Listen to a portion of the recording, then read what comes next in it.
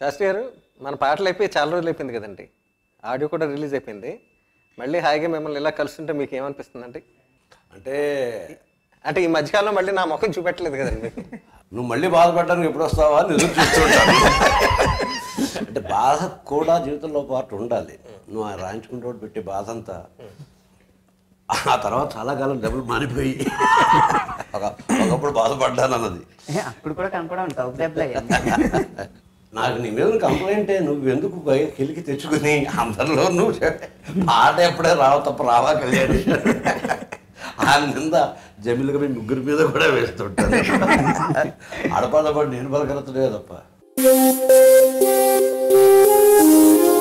Hello, hi. ఎక్కడా? స్వర్గంలో. అప్పుడేనా?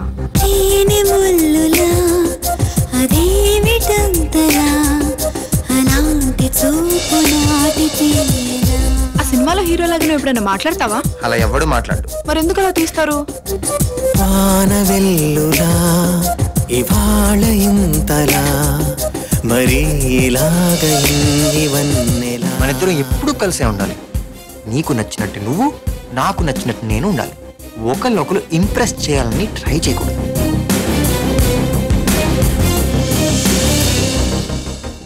ఇందాక అన్నాను కదండి, మీ దగ్గరికి వస్తే నా దగ్గర సినిమాలు లేవు అన్నది మళ్ళీ నాకు జ్ఞాపకం వస్తూ ఉంటే సినిమాలు ఉన్నప్పుడు తప్ప మేము మిమ్మల్ని కలవను కదా అని అనుకుని రాలేదు. నీకు చేపలు లాంటి వరం ఇచ్చాను కదా ఆడియో ఫంక్షన్లో. దీని తర్వాత నీకు చాలా కష్టాలు మొదలవుతాయి. అంటే కష్టాల ముందర, తుఫాను ముందర సైలెన్స్ లాంటిది. ఆ తర్వాత నువ్వు చాలా బిజీ అయిపోతావు. తర్వాత నీ చేత బాధింపబడ్డానికి మేమే వెతుక్కుంటూ కూడా. నేను ఆ ఆడియో ఫంక్షన్లో కూడా ఇప్పటికీ నేను కళ్యాణ్ గారి గురించి చెప్పేది ఏంటంటే, ఆయన తక్కువ సినిమాలు చేసినా కూడా ఎక్కువ కాలం నిలబడే పాటలు చేస్తారని నా నమ్మకం.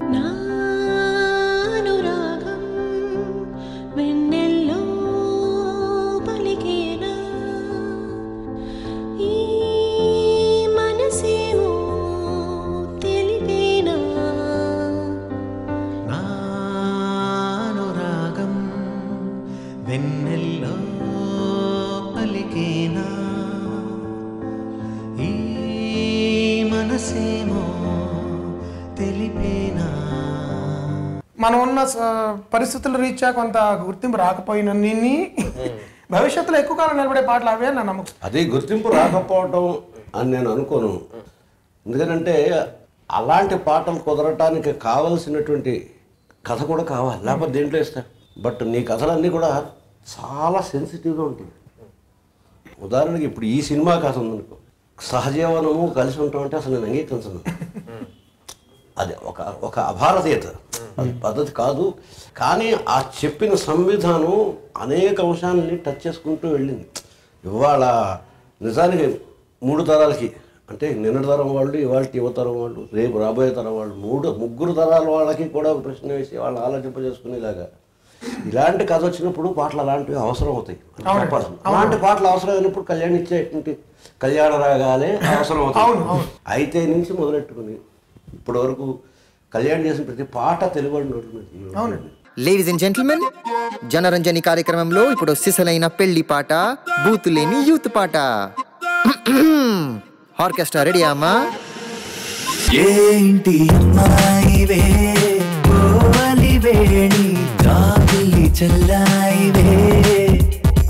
మీరు రాసినప్పుడు, కళ్యాణి చూడలకు మీరు రాసినప్పుడు ఒక విచిత్రమైన అత్యంత అక్యురేట్గా మీరు మాటలు పొదగలుగుతారు. నేను ఒక హానెస్ట్గా ఒకటి చెప్దాం అనుకుంటానండి. నేను అంటే ఇప్పుడు దాకా 80% నేను చేసిన 10 సినిమాలు, మందు 10వ సినిమా అండి. అయితే ముందు నేను 3 సీరియల్స్కి నేను కంపోజ్ చేశానండి. నాన్న, ప్రియాంక అండ్ అమృతం. 3 కూడా సీతారామ శాస్త్రి గారు రాశారండి. ఎటువంటి భేషజాలు లేకుండా. అది నేను అప్పుడు కొత్త ఉండు కదండి. ఇప్పుడు నేను నా స్థాయి వాడు టీవీ సీరియల్స్కి రాయడం ఏంటి అన్న ఇది లేకుండా, ఒక నా మీద ఉన్న అభిమానంతో లేకపోతే నమ్మకంతో అప్పటి నుంచి మా ఇద్దరు కలయిక స్టార్ట్ అయిందండి. నా మొదటి పాట అమ్మ అంటూ అని, అమ్మ అన్న శబ్దంతో రాయడం అన్నది నా అదృష్టం అండి, అది కేవలం.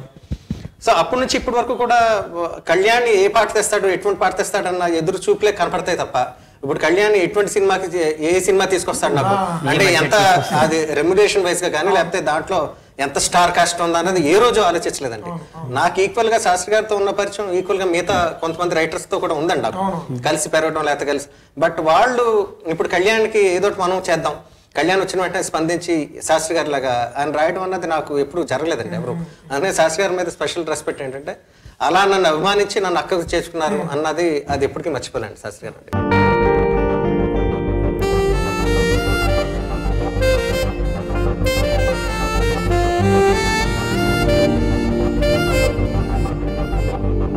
కలిసి బతకడంలో ఉన్న కష్టాలన్నీ మనకి ముందే తెలిసేలా ఏదైనా సిస్టమ్ కనిపెట్టచ్చుగా ఎవరైనా.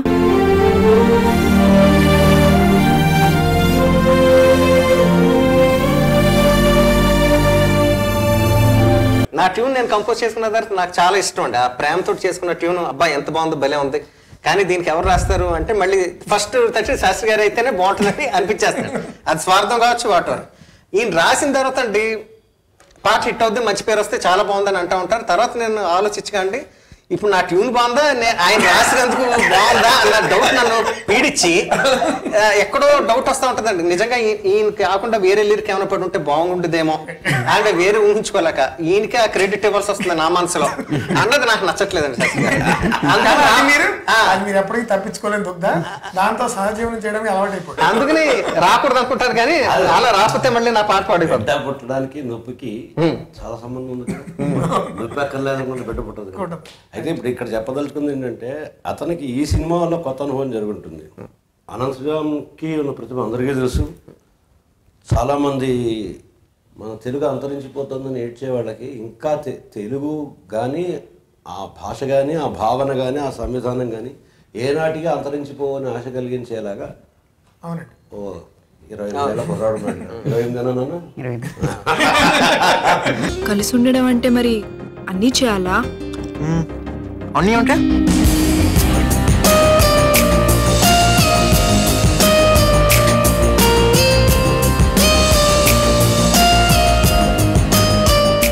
భలే రొమాంటిక్ ఐడియా కదా. పెళ్లికి ముందు అన్ని రొమాంటిక్ గానే ఉంటాయి తల్లి, ఆ తర్వాతే. నా పెళ్ళైన జస్ట్ నెలకే ఇంట్రెస్ట్ పోయింది సార్. పొద్దున్నే లెగిస్తే అదే మౌన్ చూడాలి, అదే తిండి తినాలి, అవే కబుర్లు వినాలి. చచ్చినా ప్రేమించి మాత్రం పెళ్లి చేసుకో.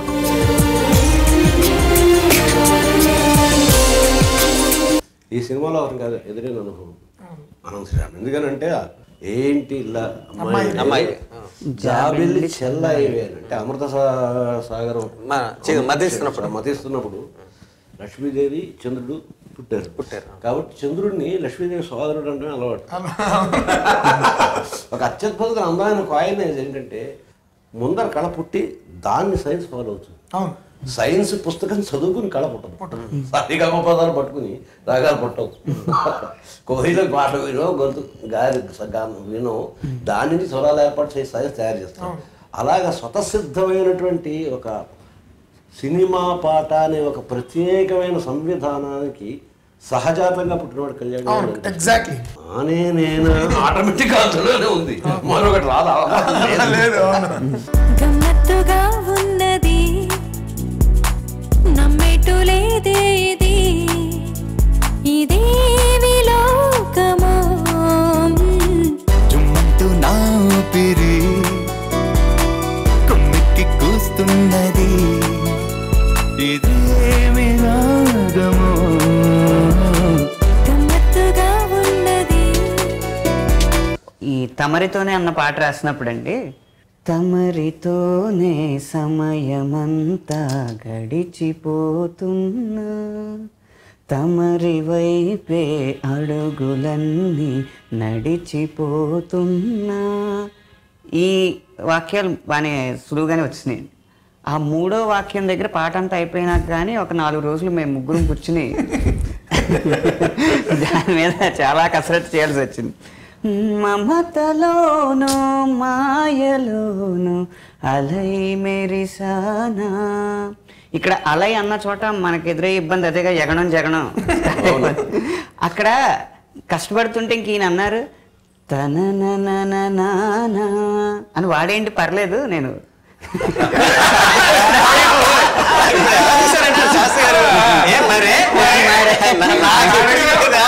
నా దగ్గర వచ్చిందంటే అంటే మీరు రాస్తారా? నిజంగా ఇంటి రాసి నీకు తెలుసు. ఎలా పాపం పంచుకుంటే తలా పాపం ఎక్కువ తల కొంచెం పంచుకోవడం అని ఇంతకుముందు నేను అడిగాను. ఇక్కడ చోటు మిగిలిన వాళ్ళకి ఇచ్చేవాడు ఇదే చూస్తుంది కాబట్టి ఆయన అలా అంటే అప్పుడు నేను నేను ఎందుకు రాయలేదండి మీరు ఇచ్చిన చూనికి. సీతారాముడు తర్వాత శ్రీరాముడు వెరీ గుడ్. రిప్పులు సాగే వేళ్ళు మువ్వలు మోగే సవ్వళ్ళు నువ్విచ్చావా నా గుండెకి. లాక్కుని ఉండే చిత్రాలు లాక్కుని వచ్చే మంత్రాలు నేర్పించావా నా కళ్ళకి. ఇంతకు ముందే వినాను ఇన్ని ఊహలు, ఈ తర్వాతేం చూడాలో కొత్త వింతలు. ఏమైతే బానే ఉంది ఇదేమిటో. మీరు అన్నట్టండి ఇప్పుడు ఈ సినిమాతో ఏంటంటే ఇంతకుముందు ఈయన రాసిన పాటలు గతంలో బయట విన్న అలా మొదలైన ఒకటి రాసిన ఆయన మీద జనరల్ ఒక ఇష్టం ఉందండి. మంచి రచయిత చాలా బాగా రాస్తారు అలా అని చెప్పి మీ దగ్గరికి వచ్చినంత విరివిగా బయట వాళ్ళ దగ్గర నాకు ఎందుకో వెళ్ళబుద్దేదండి. ఆ చిన్నప్పటి నుంచి కలిగిన అటాచ్మెంట్ లేకపోతే అభిమానం చాలా ఉంటాయండి. బట్ ఈ సినిమాలో ఆయన రాసిన తర్వాత ఆయన మీద ఇష్టంతో పాటు గౌరవం కూడా కలిగిందండి. చాలా అంటే చాలా అద్భుతమైన కొన్ని యూజ్ అంటే ఊహించని విధంగా మాటల్ని వాడడం అనేది. దీనిలో నాకు ఆయన తమిళతోనలో నాకు అద్భుతమైన ఇమేజ్ ఏంటంటే గడప దాడే గాలులన్నీ ఎటు రమ్మన్నా అనేది చాలా ఒక విచిత్రమైన మీకు అది మీరు మాటల్లో చెప్పలేరు ఆ అనుభూతి ఏమిటి అనేది. కానీ గడప దాటే గాలులన్నీ ఎటు రమ్మన్నా తమరితోనే. ఈ సినిమాలో ఇంకోటి ఏంటి, ఈ సినిమాలో నాకు పర్సనల్గా ఆనందం కలిగించే విషయం రెండు విభిన్నమైన శైలి. అంటే ఎంత సీతారామ శాస్త్రి గారి శైలిని ఎంతో కొంత శ్రీరామ్ గారు ప్రతిబింబించినా కూడా ఈ మూడు పాటలకి శైలి పరంగా చాలా డిఫరెన్స్ ఉంది. అందుకు నాకు ఎక్కువ అంటే ఒకే భావాన్ని అంటే ఒక సిచ్యువేషన్ ఇస్తే ఒక రచయిత వేరేగా ఆలోచించడం అంటే. నేను కూడా ఇప్పుడు శాస్త్రి గారు అన్ని పాటలు రాశారు. సో నేను మీతో కూడా నేను రాయించడం ఫస్ట్ టైం ఇదే. సో ఆ విధమైన కొత్త అరే ఇలా కూడా రాయచ్చా. ఏంటి అమ్మాయివే వేణి కాపిల్లి చల్లాయివే అన్నుల విన్నుల వెన్నెల రాణి ఎన్నడు తోడవుతావే. ఏంటి అమ్మాయివే వేణి కాపిల్లి చల్లాయివే.